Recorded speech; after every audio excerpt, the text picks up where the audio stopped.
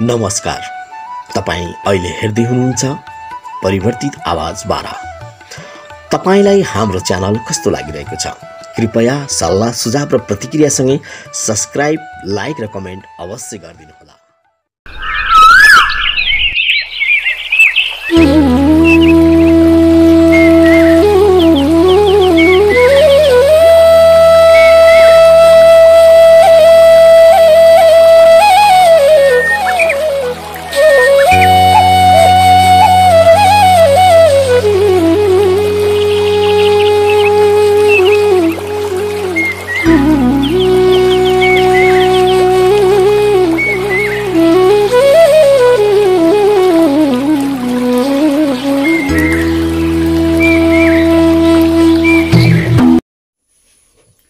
नमस्कार दर्शकवृन्द, हरेक हप्ताको शनिबार चाहिँ परिवर्तित आवाजको बिहानी गफ लिएर आज पनि उपस्थित भइसकेको छु। म तपाईहरुकै सुख दुःखको साथी विनोद सापकोटा। सत्य तथ्य र निष्पक्ष खबरको सम्वाद यस परिवर्तित आवाजलाई तपाईहरुले युट्युबमा गएर हेर्न सक्नुहुनेछ। हामीले यस कार्यक्रममा समाजका विभिन्न व्यक्तित्वहरूसँग सामाजिक, राजनीतिक तथा समसामयिक विषयमा छलफल गर्ने गर्दछौँ। आज यहाँहरुमाझ साक्षात्कार गर्न, छलफल गर्न हामीले यस्ता व्यक्तित्वलाई निम्ताएका छौँ। यो सिमरा क्षेत्रमै जन्मिएर सिमरा क्षेत्रलाई नै आफ्नो कर्मभूमि बनाउँदै निरन्तर अगाडि बढिरहनु भएका सिमरा क्षेत्रका लोकप्रिय व्यक्तित्व 2049 सालदेखि 2059 सालसम्म तत्कालीन पिपरा सिमरा गाविसका गाविस अध्यक्ष, तत्कालीन नेपाल अपाङ्ग सेवा संघ बाराका संस्थापक अध्यक्ष तथा नेकपा एमाले जिल्ला कमिटी सल्लाहकार तथा मिडियाकर्मी, समय एफएम सिमराका सञ्चालक समितिका अध्यक्ष भोला प्रसाद अधिकारी आज हामीसँग हुनुहुन्छ। आज हामी यहाँहरूलाई भोला प्रसाद अधिकारीसँग साक्षात्कार गराउँदैछौँ। दाजु नमस्कार, स्वागत छ यहाँलाई हाम्रो। नमस्कार, धन्यवाद। सन्चै हुनुहुन्छ? राम्रै छ। केमा व्यस्त हुनुहुन्छ आजभोलि? यही सामाजिक क्षेत्रमा विभिन्न विधामा साथीहरूले खोज्नुहुन्छ, जनता जनार्दनले यसो याद गर्नुहुन्छ आवश्यकता अनुसार, त्यसैमा यहाँ चाहिँ 2049 सालदेखि 2049 साल र 2054 सालमा भएको आम निर्वाचनमा भारी मतले लगभग विपक्षी विहीन अवस्थाकै अवस्थामा चाहिँ दुईपटक गाविस अध्यक्ष हुनुभयो। यहाँको कार्यकालमा धेरै सिमराले धेरै फड्को पनि मारेको अवस्था छ। तत्कालीन अवस्थामा यहाँले गर्नुभएका दीर्घकालीन निर्णयहरू जुन अहिले पनि त्यसले चाहिँ सकारात्मक असर पारिरहेका त्यस्ता केही छन्? हजुर, त्यो बेलाको समयमा देखिएका स्थानीय तहमा जनता जनार्दनलाई परेका आवश्यकता, अप्ठ्याराहरू, आवश्यकताहरू पूर्ति गर्ने क्रममा हामीसँग भएका सीमित साधन स्रोतहरूले केही उल्लेखनीय कामहरू गर्ने हामीले जमर्को गर्यौं। व्यापक जनताको जनसहभागितामा सम्भव हुन सक्ने कुराहरूमा हामीले राम्रै सफलता हासिल गर्यौं भन्ने आफूलाई एउटा आत्मबोध छ मलाई। जस्तै तत्कालीन अवस्थामा यहाँ सिमरा तत्कालीन गाविसका 9 वार्ड मध्येका केही वार्ड बाहेक धेरै वार्डहरूमा स्वच्छ पिउने पानीका समस्याहरू, जस्तै हामी पतलैयालाई भन्न सक्छौं, त्यस्तै यो हुलास एरिया 10 बिघा भन्छौं त्यो एरियालाई भन्न सक्छौं, राममन एरिया जतिखेर 8 नम्बर वार्ड थियो लगायतका ठाउँहरूमा पिउने पानी, स्वच्छ पिउने पानीको अत्यन्त अभाव भइरहेको बेलामा त्यसलाई दीर्घकालीन रूपमा त्यसको चाहिँ समस्या समाधान हुने गरी हामीले चाहिँ नि कामहरू गर्न सक्यौं।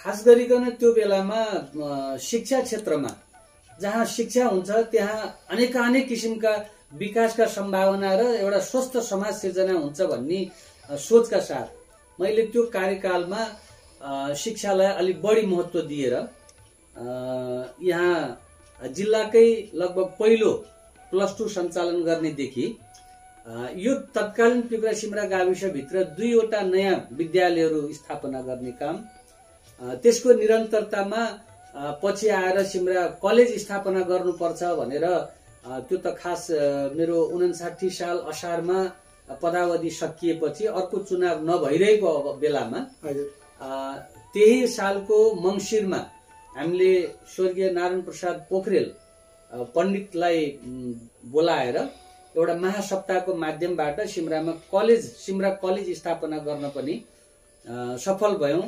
मैले त्यहाँ संस्थापक अध्यक्षको रूपमा 12 वर्ष काम गरे। 2वटा नयाँ विद्यालय भन्नुभयो, कुन कुन विद्यालयलाई यो सरस्वती प्रावि 10 बिघा भन्छौँ हाम्रो वार्ड नम्बर अहिलेको 2, तत्कालीन 3 मा एउटा, र एउटा थानीमै प्रावि भन्छौँ यो वार्ड नम्बर 1 मा छ अहिले हामीसँग।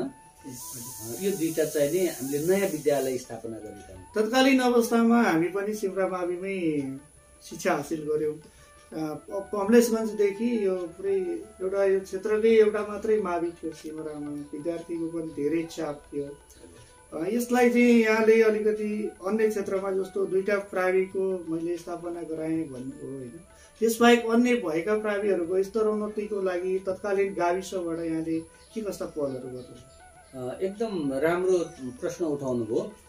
त्यो बेलामा खास गरिकन हाम्रो यो एरियामा अम्लेशगञ्जदेखि यता, छाता पिप्रादेखि उत्तर, पर्सा जिल्लाको पनि हाम्रा छिमेकी केही गाविसहरू र यो पूर्वमा हाम्रो डुमरबानाहरू समेतका तत्कालीन गाविसहरूको एकमात्र मावि स्कुल प्रारम्भमा यो सिमरा भन्दा पनि जेठो अझ जितपुरको नेपाल राष्ट्रिय मावि नगोल जितपुर भन्छ, त्यहाँ चाहिँ नि त्यो सञ्चालन थियो। हाम्रो यहाँ 42-43 सालबाट मावि सञ्चालन भयो। त्योभन्दा अगाडि यहाँका विद्यालयहरूको स्तर उन्नति, यहाँ त भौतिक संरचनाहरूकै अभाव थियो। मेरो चाहिँ कार्यकालको ठूलो रकम, ठूलो स्रोत विद्यालय भवनहरू निर्माणको क्रममा मेरो खर्च भएको छ।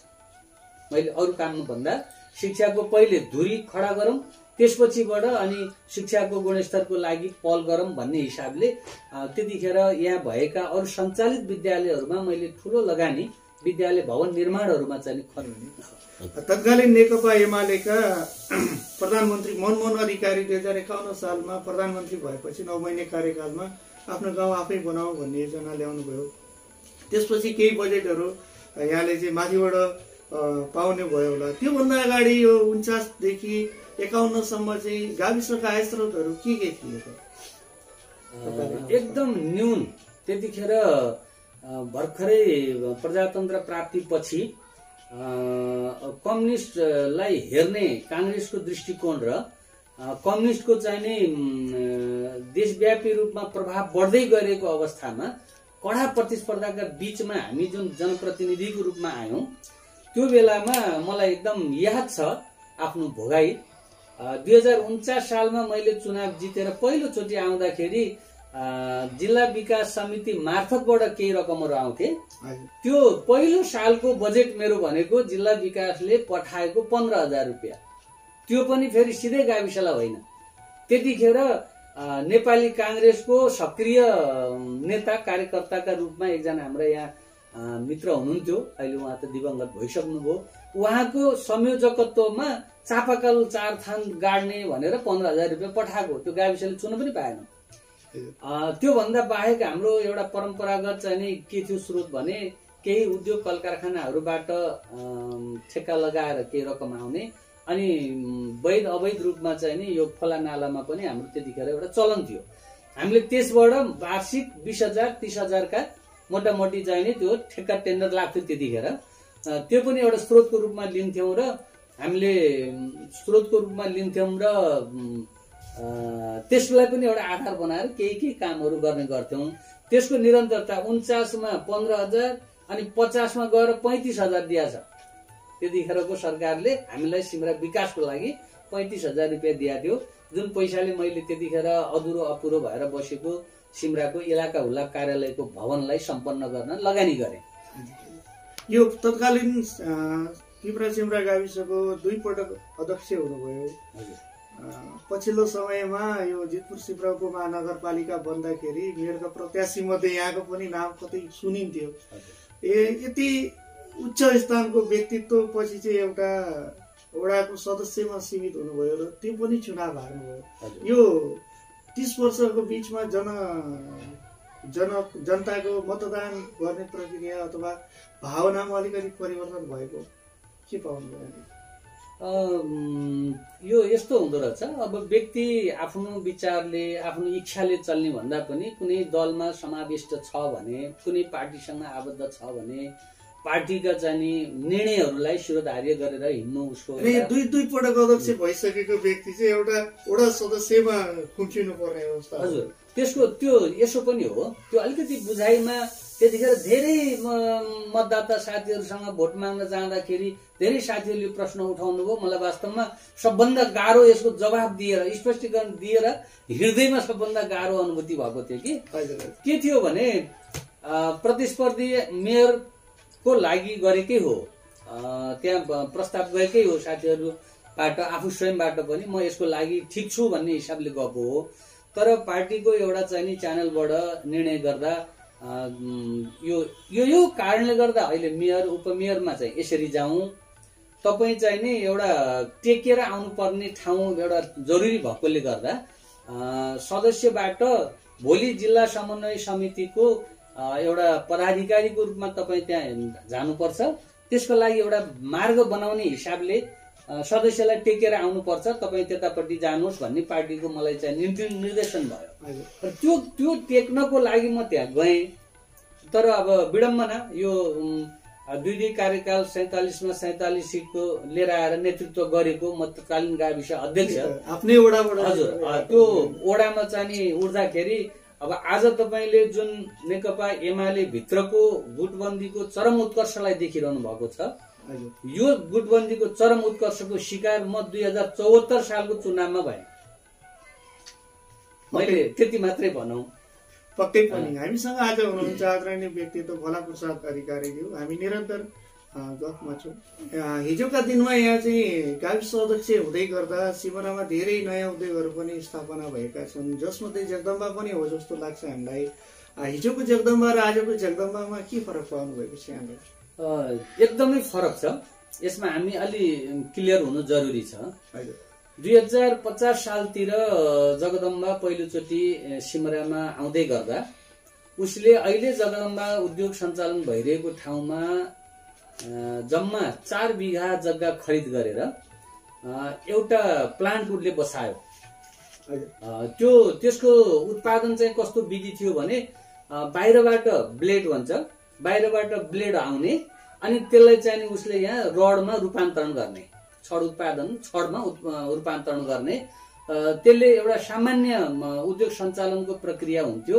अहिलेको जस्तो भयावह अनेक किसिमका चाहिँ त्यसको चाहिँ आकार प्रकार थिएन। त्यो ढङ्गले चल्दै थियो। खास गरिकन जगदम्बा तपाईको अहिले जुन विस्तारित रूपमा छ, क्षमता विस्तार र एउटा आकार प्रकारमा पनि जुन भयावह छ, जसको प्रदूषणको मार पटक पटक हामीले बेहोरिराखेका छौँ। त्यहाँ विकृतिका कुराहरू पनि अहिले जुन थपिएर आएका छन्। एउटा उद्योग विशाल बन्दै जाँदाखेरि त्यहाँ चाहिँ देशी विदेशी मजदुरहरू जुन हरेक किसिमका आएर सामाजिक रूपमा पनि जुन एउटा प्रभाव पार्ने काम गरिराखेका छ, त्यसको चाहिँ सुरुवाती भनेको तपाईको 2062-63 सालतिर आएर जगदम्बाले त्यो 4 बिघा भन्दा बढी जग्गा जब त्यो आसपासमा खरिद गर्यो, त्यसबाट विस्तार हुँदै गएको भट्टी प्लान्ट, त्यसपछि त्यहाँ भित्र ग्यास प्लान्ट, त्यहाँबाट चाहिँ नि अहिले तत्काल बनाएको उसले चाहिँ नि त्यो विशाल जस्ता प्लान्ट, यी कुराहरू चाहिँ नि एउटा विशाल बन्दै गएपछि अहिले चाहिँ त्यो कुराहरू आयो। तर मान्छेले बुझेर नबुझेर यो त मेरै पालामा चाहिँ नि यो सबै भइसक्यो थियो भन्ने कुरा बजारमा भोला प्रसाद अधिकारीले अध्यक्ष हुँदै गर्दा जगदम्बालाई स्वीकृति दिएको हो, यो सबै कुराहरू चाहिँ पहिले भइसकेको थियो भन्ने कुराहरू पनि सुनिन्छ। हजुर, यो कुरा कतिपय साथीहरूले प्रत्यक्ष भेटेर सोध्नुहुन्छ, भन्नुहुन्छ। अनि मलाई खुसी लाग्छ त्यो कुरा चाहिँ नि नबुझेको कुरा सोद्धा क्लियर हुन सकिन्छ। अहिले पनि म भन्छु तत्कालीन गाविसले कुनै उद्योगलाई सञ्चालन गर्न न मभन्दा अगाडिको कुनै जनप्रतिनिधिले लाइसेन्स दिएर दिइन्थ्यो, न मैले दिएँ, न अहिले पनि भएको अहिले सिंहदरबार घर घरमा भन्ने अधिकार सहितका जनप्रतिनिधि जुन आउनु भएको छ उहाँहरूले पनि कुनै उद्योग सञ्चालन गर्नको लागि लाइसेन्स दिने होइन। मेरो त कुरै छोडिदिनु। भनेको मतलब यो स्थानीय निकायसँग त्यति पहुँच छैन। त्यो छैन त्यो छैन। त्यो त कुनै पनि उद्योगलाई स्थापना गर्ने अथवा त्यसको वृद्धिलाई रोक्ने यो चाहिँ छैन। पछिल्लो समय यो औद्योगिक प्रदूषणको बारेमा धेरै आवाजहरू उठिरहेका छन्। दाइ पनि यसमा चाहिँ नेतृत्व गर्दै मध्ये अगाडि नै पर्नुहुन्छ, सल्लाहकारमा हुनुहुन्छ। अब यसको समाधान चाहिँ के होला छोटकरीमा? समाधान उद्योगहरूको हैसियत, उद्योगहरूबाट निस्कने प्रदूषणको मात्रा, त्यसको चाहिने प्राविधिक पक्ष, त्यो सबैमा हामीले ध्यान दिनुपर्छ। कतिपय कुराहरू कतिपय उद्योगहरूमा त्यो मैले उदाहरण दिउँ, सिमरामा सबैभन्दा पहिले स्थापना भयो लगभग 2038 सालमा हुलास स्टिल इन्डस्ट्रिज। त्यसको उत्पादन क्षमता स्पिड अनुसार जुन बढ्दै गयो, त्यहाँबाट जुन प्रदूषणको रूपमा एउटा एक किसिमको चाहिने तेजाबयुक्त पानी भन्छ, एसिडयुक्त पानी, पहिले चाहिँ अहिलेको जस्तो हाइवेको ढल नबन्दाखेरि त्यो पानी चाहिँ सिमरा बजारसम्म आउँदा विभिन्न रङ आकार प्रकारमा त्यहाँ देखिन्थ्यो हैन। बाढी साडी आउँदा पानी पर्दा पानीहरू बाहिर आउँथ्यो। त्यो पानी नालामा बग्दाखेरि पनि समस्याको रूपमा थियो। हामीले त्यसलाई नियन्त्रण गर्न पटक पटक दबाब दियौं, तर त्यो सीमित मात्रामा थियो। अब अहिले आएपछि त्यो 6 लेन रोडको जुन ठुलो ढल बनेको छ, त्यो ढलले एउटा एक किसिमको व्यवस्थित त्यसलाई गरिदियो। अब त्यो पानी कुनै जन्तु जनावरले खाने वा त्यसबाट कहीँ तत्काल कुनै असर परिहाल्ने दक्षिणी बेल्टमा त असर परेको छ नि बा। यो तपाईको रातोपुल भन्दा तलतिर पानीको कलरै हो। अब यो पानीहरू हिजो सिमराको बजारमा जुन समस्या पार्थ्यो, आज त्यो पानीको जहाँ गएर चाहिँ ल्यान्डिङ छ, त्यो त्यसबाट चाहिँ फेरि प्रदूषणको मात्रा त्यो बढ्ने क्रम छ। त्यसमा त्यहाँका साथीहरूले जागरुकता देखाउनु जरुरी छ। अब मैले एउटा उदाहरण दिएँ त्यहाँ, त्यो भन्दा पछि बनेका उद्योगहरूमा खास गरिकन जगदम्बाको कुरा चाहिँ नि प्रदूषणको हकमा देखिने गरी जगदम्बा साँच्चै भन्नुहुन्छ भने नदेखिने गरी त अहिले विश्वबाट लगभग विस्थापित हुँदै गइरहेको चेतनाले पर पार्दै लगिरहेको टोबाको जस्तो उद्योगहरू पनि हाम्रो मुटुमा बसेको छ। त्यो नदेखिने चिज भएको भएर त्यति ध्यान मान्छेको गइरहेको छैन। तर त्यो टोबाकोले कति शारीरिक रूपमा त्यसले असर गर्छ भन्ने कुराको हामी अनुमान गर्न सक्छौँ। दुई अक्षर पढेको एउटा सचेत प्राणीको नाताले हामीले चाहिँ त्यो अनुमान गर्न सक्छौँ। त त्यो प्रदूषणको विरुद्धमा हाम्रो अभियान एउटा निरन्तर जारी छ। जगदम्बाले देखिने गरी धुलो धुवा यो कणहरूको जुन प्रभाव गरिरहेको छ, यसले चाहिँ नि सिमरालाई आक्रान्तै पारेको अवस्था छ। र यहाँ जति ठुला उद्योगहरू छन्, कतिपय उद्योगहरूमा सन्तोषजनक मजदुरीका कुराहरू, अवसरका कुराहरू पनि छन्, र कतिपय उद्योगहरूमा चाहिँ नि त्यो छैन। हामीले मात्र दुःख मात्रै पाएका छौँ। हाम्रा यहाँका बेरोजगार साथीहरूले चाहिँ नि रोजगारीको अवसर समेत पाउनु भएको छैन। यो मानेमा हामी त्यो जुन ठाउँमा त्यो कमी कमजोरीहरू छ हैन, प्रदूषणसँग सम्झौता गर्ने होइन कि यहाँ भएको उद्योगमा आफ्नो अधिकार जमाउने, हक अधिकार चाहिँ लिने र प्रदूषणलाई चाहिँ न्यूनीकरण गर्न सक्ने ठाउँमा न्यूनीकरण, यदि न्यूनीकरण गर्दा पनि त्यसले चाहिँ नि समाधान दिँदैन भने त्यस्तो खालको प्लान्टहरूलाई यहाँबाट विस्थापित गर्नुपर्छ भन्ने पक्षमा हाम्रो एक किसिमको चाहिँ आन्दोलन अगाडि बढिरहेको छ। पक्कै पनि सिमरावासीले यो औद्योगिक प्रदूषणबाट धेरै आक्रान्त भइसकेको अवस्था छ। यसले छिटै निकास पाओस् भन्ने हाम्रो पनि चाहना छ। भोलाप्रसाद अधिकारी हिजो 10 वर्षे गाविस अध्यक्ष, आज पनि एउटा सक्रिय राजनीतिक कर्मी, नेकपा एमाले अहिले संस्थापन पक्षको एउटा सक्रिय नेता। भोलि हामीले भोलाप्रसाद अधिकारीलाई राजनीतिक रूपमा कहाँ देख्न पाउँछौँ, जनताले कहाँ देख्न पाउँछन्? मेरो एउटा आफ्नै निजी चाहिने एउटा स्वभाव छ भनौँ। मैले कर्ममा विश्वास गर्छु। म आफूले जानेका, आफूले दिन सक्ने समय, आफूलाई खोज्ने दाजुभाइ दिदीबहिनीहरू, साथी, एउटा चाहिँ जनता जनार्दन भनौँ, उहाँहरूले मलाई खोजेको ठाउँमा म पुग्न सकौँ, म सुकर्म गर्नेतिर आफूलाई बढी चाहिँ नि प्रभावित गर्छु। अनि अब भोलि, अब मैले अघि नै पनि सुरुमा पनि भने, मेरो व्यक्तिगत इच्छाले सबै कुरा हुँदैन। हिजो मेयर बनाउला भन्ने थियो, पार्टीले चाहिँ होइन तैँले यसो गर, त यहाँ जा, अहिले फलानुलाई दे भन्ने खालका कुराहरू गरे। अब झगडा गर्ने कुरा आएन, जिद्दी गर्ने कुरा आएन, पार्टीको निर्णय मान्नुपर्ने अवस्था। त्यसमा चाहिँ नि हिजो मानियो, भोलि आउने दिनमा पनि म कर्म गर्दै जाँदैछु, मलाई भोलि पार्टीले यसलाई यो ठाउँमा चाहिँ नि ठिक हुन्छ, जनताले यहाँ यसलाई पचाउँछ भन्ने विश्वास गरेर जुन ठाउँ तय गर्नु होला, जुन ठाउँ जिम्मा दिनु होला, म त्यो ठाउँमा जानेछु। यो नेकपा एमालेको पछिल्लो यो विवाद छ, यो चाहिँ स्थानीय तहसम्म वडासम्म छताछुल्ल भएको अवस्था छ। यसलाई चाहिँ यहाँहरू यति पुरानो नेता हुनुहुन्छ, यसलाई मिलाउनलाई केही प्रयास गरेको देखिएन नि स्थानीय स्तरमा। माथि केन्द्रमा जेसुकै होस्, तर हामी आपसमा चाहिँ आफ्नो वडामा आफ्नो नगरपालिकामा चाहिँ हामी एक ढिका भएर बस्नुपर्छ है भनेर यहाँको लेभलबाट के कस्ता प्रयासहरू भयो? होइन, हामीले त हाम्रो स्थानीय तहमा जे भइरहेको छ माथि त्यो नभइदिए हुन्थ्यो। पार्टी जुन ढङ्गले एउटा देशभरि जुन देश विदेशमा समेत विस्तारित छ, यो गरिमा यो पहुँचमा चाहिँ कमी आउने काम कतैबाट नभए हुन्थ्यो भन्ने हिसाबले हामीले हाम्रो ठाउँबाट काम गरिरहेका छौँ। तर हाम्रो यो कुराको हाम्रो लेभलले खासै प्रभाव पार्ने कुरा देखिँदैन होइन। आफ्नो वडामा त स्थानीय तहमा अब कोही अलि अटेरी साथीहरू भन्दा बाहेक अलि राजनीतिलाई अलि गम्भीरतापूर्वक बुझ्ने, त्यसलाई एउटा जीवनको एउटा प्रमुख उद्देश्य मान्ने ती साथीहरूको बीचमा हाम्रो कहीँ कतै विवाद छैन होइन। केही अवसरवादीहरू छन् जसले यो धमिलो पानीमा माछा मारिहालौँ होइन, 81 फड्को मारिहालौँ, किन 10औं वर्ष पर्खिने, 20औं वर्ष किन पर्खिने, एकैचोटि अहिले आएको मौका छोपिहालौँ, सकभर टाउकेलाई पनि मिल्न नदिउँ। एउटा चोइटाबाट चाहिँ नि भोलि केन्द्रीय सदस्यकै सम्भावना हुन्छ भने त्यो समुद्रभित्र चाहिँ नि किन तिनीहरूलाई व्यक्तिवादी राजनीति हो। त्यो खालका सोचका मान्छेहरूले चाहिँ नि अलिअलि बिगारेको यहाँ पनि हो, यहाँ पनि देखिन्छ। म त भन्छु आउनु सबैजना मिलौँ। उद्देश्य के हो? उद्देश्य भनेको समाजमा हामीले के योगदान गर्न सक्छौँ, सकारात्मक कामका लागि हामी लागौँ। त्यसको लागि कुनै भित्र चाहिने छलकपट गर्नु जरुरी त छैन। पक्कै पनि हामीसँग हुनुहुन्छ आदरणीय व्यक्तित्व नेकपा एमाले जिल्ला कमिटीका सल्लाहकार भोला प्रसाद अधिकारी। हामी निरन्तर छलफलमा छौँ।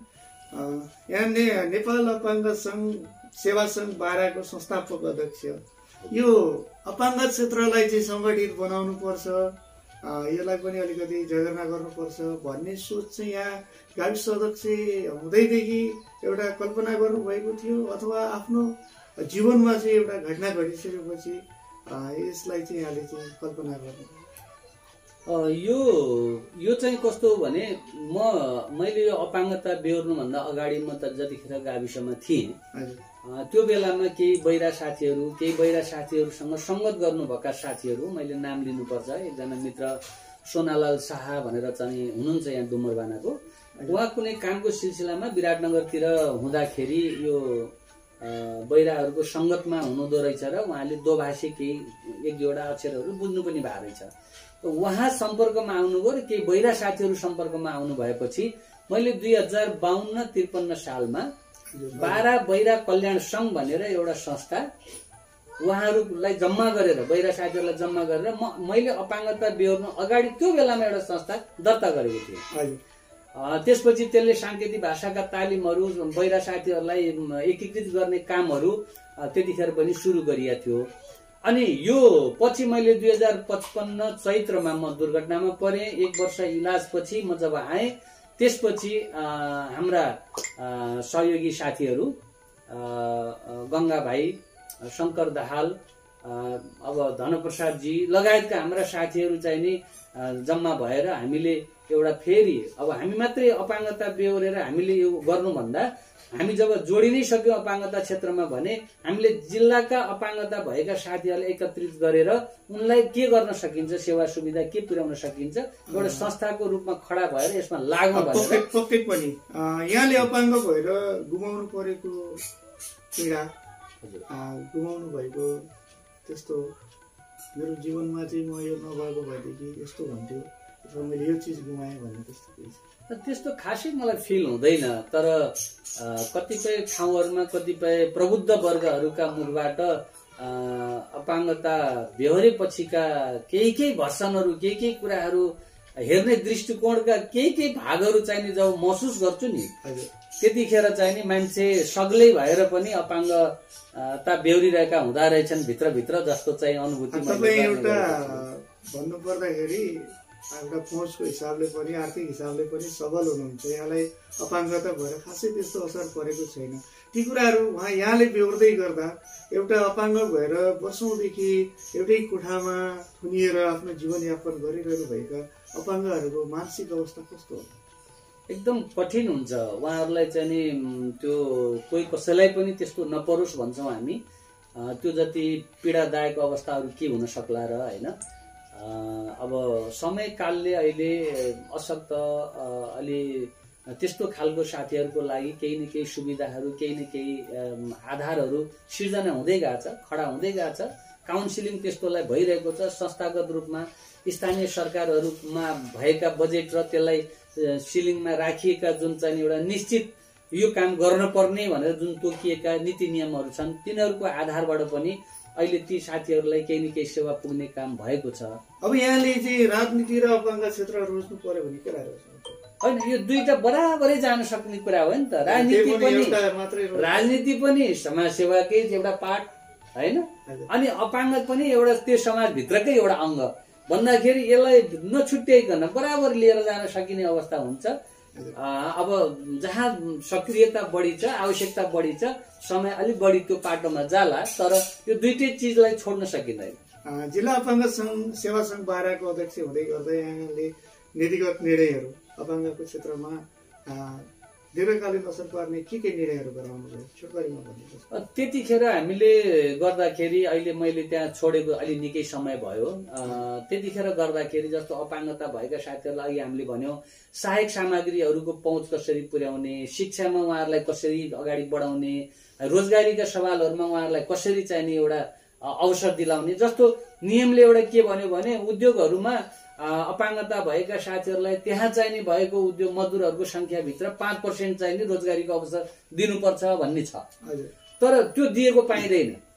त्यसलाई कसरी चाहिने बढी भन्दा बढी चाहिने कार्यान्वयन गर्ने भनेर पनि केही ठाउँहरूमा हामीले अभियानको रूपमा लिएर गयौँ। केही साथीहरूलाई त्यो काम पनि गराउन सफल भयौँ। त यी दुई तीनवटा चारवटा कुराहरू प्रारम्भिक रूपमा अपाङ्गता भएका मान्छे जो अपाङ्ग भएकै कारण घरभित्र थुनिएर बस्नु भएको छ, बाहिर समाजमा निक्लिन सकिरहनु भएको छैन, उहाँहरूलाई बाहिर निकाल्ने, शिक्षामा पहुँच पुर्याउने, स्वास्थ्यमा पुर्याउने र हक अधिकारका कुरामा सबलीकरण। अहिले स्थानीय निकायले जे जति काम गरेको छ अपाङ्गको क्षेत्रमा सन्तुष्ट हुनुहुन्छ? अझ धेरै गर्न बाँकी छ। अहिलेको साधन स्रोतलाई सदुपयोग गर्ने गरी काम गर्न धेरै बाँकी छ, यद्यपि हुँदै भएको छैन म भन्दिनँ। यो पहिला यहाँको 10 वर्षीय कार्यकालको विकास कार्यक्रमहरू र अहिलेका यो 2074 पछि गाउँ गाउँमा सिंहदरबार आएपछिको विकास कार्यक्रमहरूलाई कसरी हेर्नुभएको छ?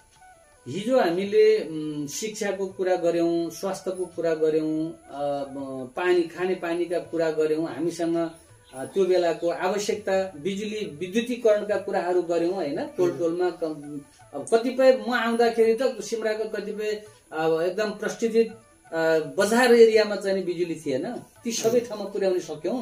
त ती कुराहरू त्यो बेलाको आवश्यकताले काम गर्यो। अब अहिले चाहिँ कस्तो भयो भने साधन स्रोतहरू प्रशस्त भए। आज एउटा वार्डमा 2.5 करोड 3 करोड रुपियाँ एउटा वार्डमा, मान्नुस् न तपाईँ, हिजो नेपाल सरकारले 5 लाख रुपियाँ दियो, प्रशासनिक खर्च 1,40,000 काटेर हामीले 3,60,000 को काम गर्नु पर्थ्यो भने त्यो आज त्यो 3,60,000 ले काम गर्ने हिजोको पिपरा सिमरा गाविस जुन आज 4 वार्डमा विभाजित छ, त्यो 4 वार्डमा आज 15 करोडको वार्षिक काम हुन्छ भन्दा आज कंक्रिट कामहरू, बाटो घाटो पुल पुलेसामा चाहिँ नि जनप्रतिनिधिहरूले लगानी गर्दै हुनुहुन्छ। सायद काम त्यही देख्नु भएको छ, तर अझै पनि शिक्षा क्षेत्रमा, स्वास्थ्य क्षेत्रमा त्यो बजेटहरूलाई अलिकति विनियोजन गरेर आत्मनिर्भर बन्ने बाटोतिर जान सक्नु भएको भए बेस हुन्थ्यो।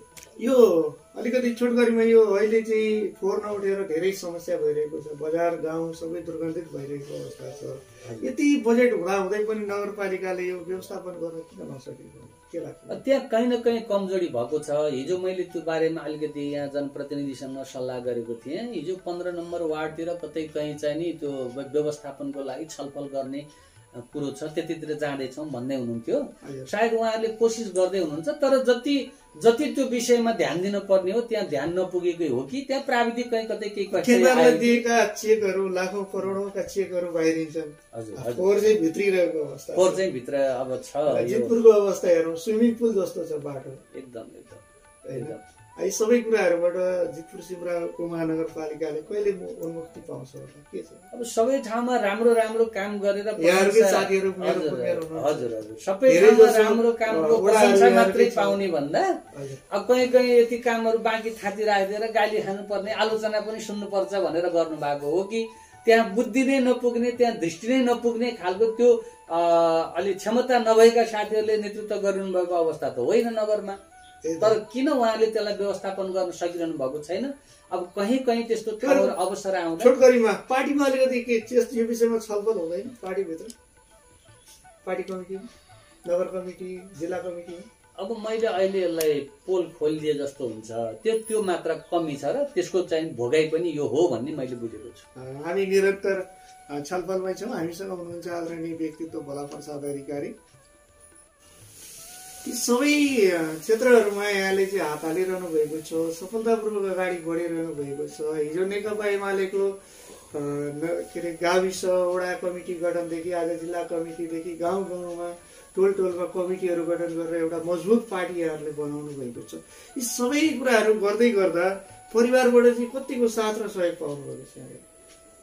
एकदम साथ र सहयोग छ। अब त्यो बुझाइ हुँदैन थियो भने सम्भवतः आफूले हात हालेका यी विषयहरू, यी कामहरूमा सफलता पाउन सकिँदैन थियो। पारिवारिक रूपमा म, मेरो परिवार, मेरो दाजुभाइ, मेरा आफ्ना इष्टमित्रहरू, नजिकका सबैले मलाई हौसला दिनुहुन्छ। म एउटा परिवारभित्रको एउटा सदस्य, अरू सबै सचेत हुनुहुन्छ। म पारिवारिक एकदम राम्रो छ, मजबुत छ। पढे लेखेका सबै आज भनौँ मैले एकचोटि जोडेँ, मेरो आफ्नो परिवार सदस्य भित्र मात्रै पनि आज लगभग 10 जना चाहिँ उच्च शिक्षा हासिल गरिसक्नु भएका परिवार सदस्यहरू हुनुहुन्छ। उहाँहरूले नबुझ्ने कुरो भएन। एउटा सामाजिक क्षेत्रमा परिवारको एउटा सदस्य अलि बढी सक्रिय भएर लागेको छ भने यसलाई हामीले साथ दिनुपर्छ भन्नेमा कसैको दुईमत छैन। सहयोग पाएको छु मैले। यहाँ गायक पनि हुनुहुन्छ, मेलिना राईसँग यहाँले चाहिँ एउटा गीत गाउनु भएको हामीले युट्युबमा सुन्ने मौका पाएका छौँ। के छ, हामीलाई पनि सुनाउन मिल्छ? हाम्रा यो परिवर्तित आवाज हेरेर बसिरहनु भएका दर्शकहरूलाई एकदम म यतिखेर अहिले सिमरालाई केही समयका लागि हुन सक्छ थाती राखेर आफ्नो अरू कर्ममा देशको विभिन्न भागमा पुगिरहनु भएका भाइ सन्तोष देउजालाई सम्झिन्छु। म गीत गाउन असाध्यै रुचाउँछु, गीत मलाई खुब मनपर्छ। तर मैले एउटा साथ सहयोग त्यस्तो नपाएको कारणले मैले त्यो एउटा गीत गाउने आफ्नो उसलाई चाहनालाई चाहिँ नि एकदम कुज्याएर राखिरहेको अवस्था थियो। मलाई सन्तोष भाइको प्रेरणाले एउटा गीत रेकर्ड गर्ने मैले अवसर पाएँ। म सबै त होइन, 2 लाइन चाहिँ नि मैले यसो गुनगुनाउँछु। गीत यस्तो छ। वीरगञ्जको बाटो हुँदै कलकत्ताको सहर, दिल्ली बम्बई शहर घुम्ने पुर्याइदिउँला रहर, कान्छीलाई जान्छु बेलैमा जाउँला रेलैमा, कान्छीलाई जान्छु बेलैमा जाउँला रेलैमा। धन्यवाद। अब हामीले यो कुराहरू गर्दै गर्दाखेरि यहाँलाई यो परिवर्तित आवाज हेरिरहनु भएका दर्शकहरूलाई, यहाँका नागरिकहरूलाई यहाँले भन्नै पर्ने हामीले छुटाएका केही कुराहरू छन् भने राख्नुहोस्। लगभग मेरो सामाजिक जीवनसँग, राजनीतिक जीवनसँग जोडिएका, व्यक्तिगत आफ्नो पारिवारिक जीवनसँग जोडिएका, अपाङ्गता क्षेत्रसँग जोडिएका तपाईँले लगभग सबै विषयहरू उठान गर्नुभएको छ। मैले आफूले जे गरेँ, जे जाने, मैले त्यो कुराहरू यहाँ समक्ष राखेँ। आदरणीय श्रोता दर्शक वृन्दहरू समक्ष मेरा कुराहरू पुगे। मलाई यो ठुलो अवसर यहाँले जोडिदिनु भएको छ। यो हाम्रो परिवर्तित आवाज कार्यक्रम यहाँले चलाउनु भएको छ। यसले हामी जस्तो सामाजिक क्षेत्रमा काम गर्न जानी नजानी हामीले हाम्रा समयहरू जुन व्यतीत गरिरहेका छौँ, हामीलाई चाहिँ अझ धेरै प्रेरणा, उत्साह मिल्छ। तपाईहरुले यो कार्यक्रमहरूको निरन्तरता गर्नु होला। आदरणीय जनता जनसमुदायले मसँग त्यस्तो कहीँ कतै मेरो आवश्यकता अथवा मसँग सम्बन्धित सङ्घ संस्थाहरूसँग सहयोगको अपेक्षा गर्नुहुन्छ भने मसँग सम्पर्क गर्न सक्नुहुनेछ।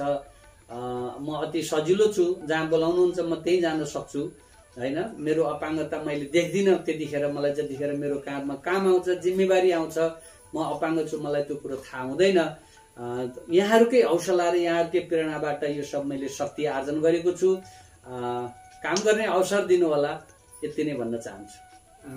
धन्यवाद। आफ्नो व्यस्त समयका बावजुद हामीलाई समय दिनुभयो, यसको लागि यहाँलाई हामी धेरै धेरै धन्यवाद। हस्, धन्यवाद।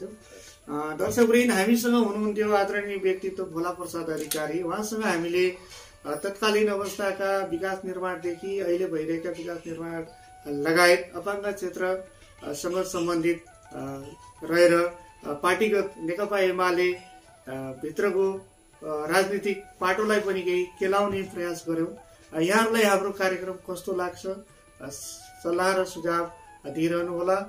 पुनः अर्को हप्ता अर्को व्यक्तित्वसँग अन्य विषयमा छलफल गर्न यहाँहरूमा उपस्थित हुने नै छौँ। तबसम्मको लागि हामीलाई बिदा दिनुहोस्। यहाँको दिन शुभ रहोस्। शुभ प्रभात। नेपालको जय होस्।